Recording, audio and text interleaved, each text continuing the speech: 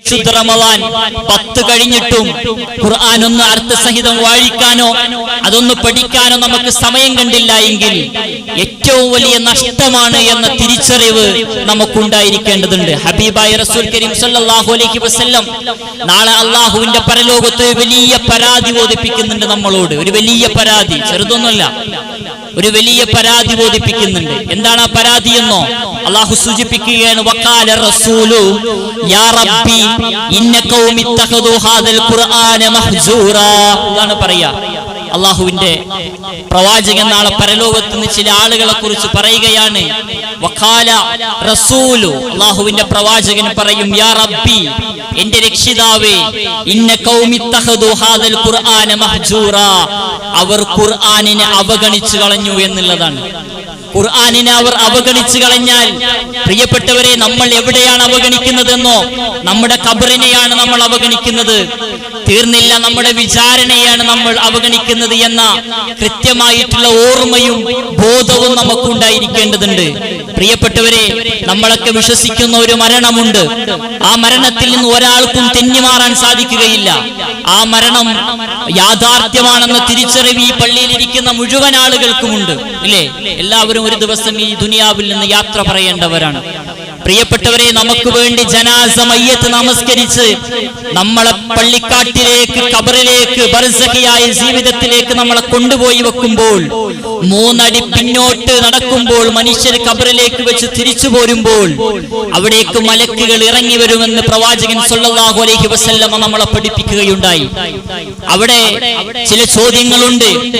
അതിലൊരു പ്രധാനപ്പെട്ട ചോദ്യമാണ് മാ ഇമാമുക, എന്താണ് നിന്റെ ഇമാം എന്ന് ചോദിക്കുമ്പോൾ, അൽ ഖുർആനു ഇമാമി എന്ന് ഒരാൾക്ക് പറയാൻ സാധിക്കണമെങ്കിൽ, പ്രിയപ്പെട്ടവരെ, ആ ഖുർആൻ എടുത്ത് നമ്മൾ വായിക്കണം, പഠിക്കണം.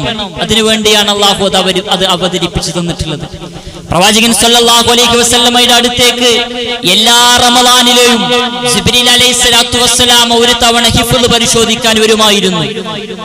അവസാന നാളുകളിൽ, അവസാനത്തെ റമളാനിലാണ് 2 തവണ ജിബ്രീൽ അലൈഹിസ്സലാം റസൂലുള്ളാഹി സ്വല്ലല്ലാഹു അലൈഹി വസല്ലമയുടെ ഹിഫ്ള് പരിശോധിക്കാൻ വന്നത്. എന്താണ് പ്രിയപ്പെട്ടവരെ ഇതിൽ നിന്നൊക്കെ നമ്മൾക്ക് മനസ്സിലാക്കാൻ കഴിയുന്നത്?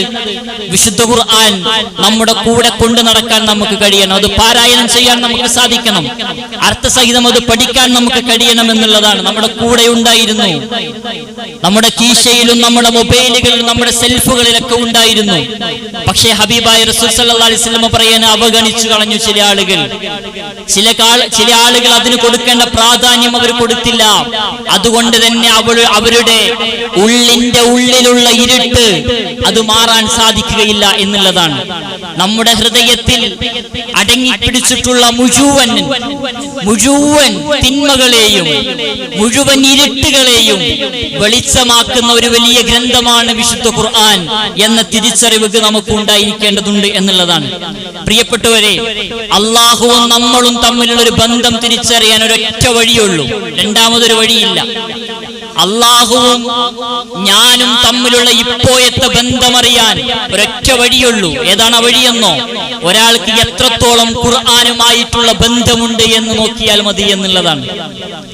ഒരാൾക്ക് എത്രത്തോളം ബന്ധം ഖുർആനിനോടുണ്ടോ അത്രത്തോളം ബന്ധമായിരിക്കും ദയാലുവായ അള്ളാഹുവിനോട് ഒരാൾക്ക് ഉണ്ടായിരിക്കുക. അള്ളാഹുമായിട്ട് നമ്മളെ എത്രമാത്രം സുശക്തമാക്കുന്ന ഒരു വലിയ ഗ്രന്ഥമാണ് വിശുദ്ധ ഖുർആൻ എന്നുള്ള തിരിച്ചറിവ് നമുക്കുണ്ടായിരിക്കേണ്ടതുണ്ട് എന്നുള്ളതാണ്. നിങ്ങൾ ആലോചിച്ച് നോക്കൂ, നിങ്ങൾ 2 കാര്യങ്ങൾ, മനുഷ്യൻ ഏറ്റവും പ്രാധാന്യം നിറഞ്ഞ 2 കാര്യങ്ങളാണ്. ഒന്ന് മഴയും മറ്റൊന്ന് വെളിച്ചവും. ഇത് രണ്ടും ഒരു മനുഷ്യന്റെ ജീവിതത്തിന്റെ ഏറ്റവും വലിയ ഘടകങ്ങളാണ്. മഴയും ഒന്ന് വെളിച്ചവും. ഇത് രണ്ടും അല്ലാഹു സുബ്ഹാനഹു വ തആല നൽകുന്നത് എവിടെ നിന്നാണ്? ആകാശലോകത്ത് നിന്നാണ്, അല്ലേ? എന്നാൽ വിശുദ്ധ ഖുർആൻ അല്ലാഹു അവതരിപ്പിച്ചതും എവിടെ നിന്നാണ്? ആകാശലോകത്ത് നിന്നാണ്. ജീവിക്കാൻ ആവശ്യമായ 2 കാര്യങ്ങൾ അല്ലാഹു ആകാശലോകത്ത് നിന്ന് നമുക്ക് അഴിച്ചു തരുമ്പോൾ, ഒരു മനുഷ്യൻ എങ്ങനെയാണ് ജീവിക്കേണ്ടത് എന്ന വിശുദ്ധ ഖുർആനിന്റെ വചനങ്ങളും അല്ലാഹു അവതരിപ്പിച്ചത് ആകാശലോകത്ത് നിന്നാണ്. ഈ തിരിച്ചറിവും ഇതിനനുസരിച്ചുള്ള പ്രവർത്തനങ്ങളും നമ്മുടെ ജീവിതത്തിൽ ഉണ്ടായിരിക്കേണ്ടതുണ്ട് എന്നുള്ളതാണ്. പ്രവാചകൻ സല്ലല്ലാഹു അലൈഹി വസല്ലമ സംസാരിച്ചിരുന്നത് ഖുർആൻ അറിയുന്ന ആളുകളോടായിരുന്നു.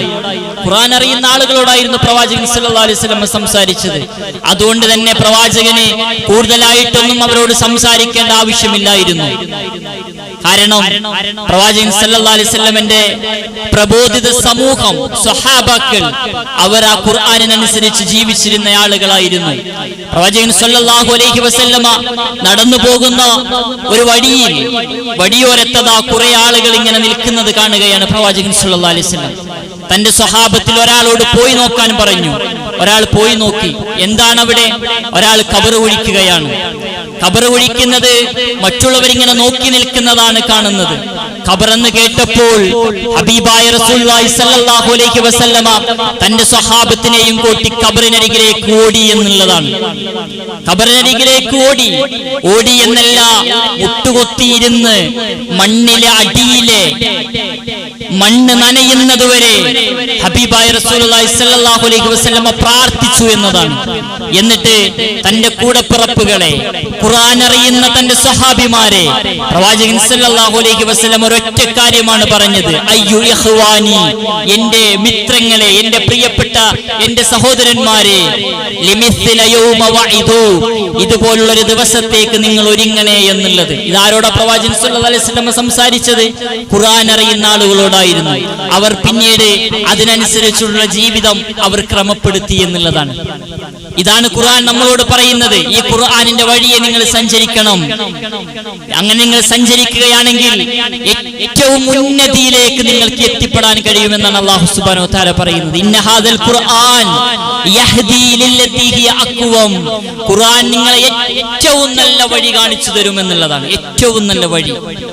വയുബശ്ശിറുൽ മുഅ്മിനീന അല്ലദീന യഅമലൂന സ്വാലിഹാത്ത്, വയുബശ്ശിറുൽ മുഅ്മിനീന അല്ലദീന യഅമലൂന സ്വാലിഹാത്ത്, വിശ്വാസികളായ ആളുകൾക്ക് ഖുർആൻ സന്തോഷം നൽകുന്ന ഒരു ഗ്രന്ഥമാണ് എന്ന ഖുർആനെ കുറിച്ച് അല്ലാഹു പറയുന്നത്. അതിങ്ങനെ വായിക്കുമ്പോൾ വല്ലാത്ത സന്തോഷമായിരിക്കും. സ്വർഗത്തെക്കുറിച്ച് പറയുമ്പോൾ, നരകത്തെക്കുറിച്ച് പറയുമ്പോൾ ഭയവും, സ്വർഗത്തെക്കുറിച്ച് പറയുമ്പോൾ സമാധാനവും നൽകുന്ന ഒരു വലിയ ഗ്രന്ഥമാണ് വിശുദ്ധ ഖുർആൻ.